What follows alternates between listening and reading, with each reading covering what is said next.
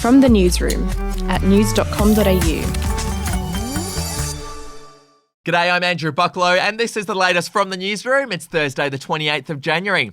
The 17-year-old boy charged with the murder of a man and woman in Brisbane on Tuesday could face a third murder charge for the death of her unborn baby. A pregnant 31-year-old woman and a 37-year-old man died when an allegedly stolen four-wheel drive hit them while they were walking their dog. Now, police said there is a provision under the Criminal Code for offences relating to the killing of unborn children, and it's certainly something they will be considering as part of the ongoing investigation. The 17-year-old, who was allegedly driving the stolen car while high on drugs, was out on bail for other driving offences. In other news, the former Melbourne school principal who was extradited from Israel to face child abuse charges has arrived in Melbourne ahead of her court appearance.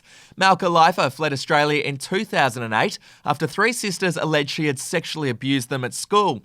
The 54-year-old arrived at Melbourne Airport late last night. She's facing 74 charges and is expected in court today.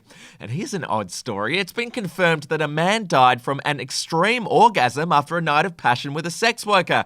The 35-year-old lost consciousness after having sex with the woman in the trading district of Malawi. A post-mortem report listed the cause of death as being due to an excessive orgasm, which caused blood vessels in the brain to rupture. Police said the woman would not be held liable for his death. What a way to go. Alrighty, to entertainment now, and Dicko Dickson has revealed just how much of a diva P Diddy really is. Dicko spent 20 years working for a number of record labels and told radio station B105 that he was shocked by P Diddy's behaviour.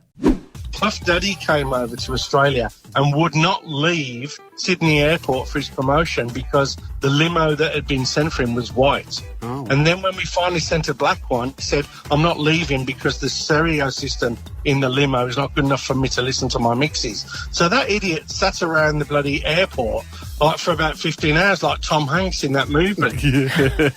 Finishing with sport now, and Serena Williams has endorsed Australia's COVID-19 protocols as she completes a 2-week hotel quarantine in Adelaide ahead of the Australian Open. Speaking on The Late Show with Stephen Colbert, Williams praised Australia's biosecurity rules. When we come here in Australia, everyone has to quarantine in a room for 14 days, and it's insane and it's super intense, but it's super good because after that you can have a new normal like what we were used to last year this time in the United States. So they're doing it right, you know, and it's definitely hard with a 3-year-old to be in the hotel all day, but it's worth it because you want everyone to be safe at the end of the day. The Australian Open is set to kick off on Feb the 8th. Well, that's it for this episode of From the Newsroom. I'll be back in the afternoon with another update. Your update from news.com.au.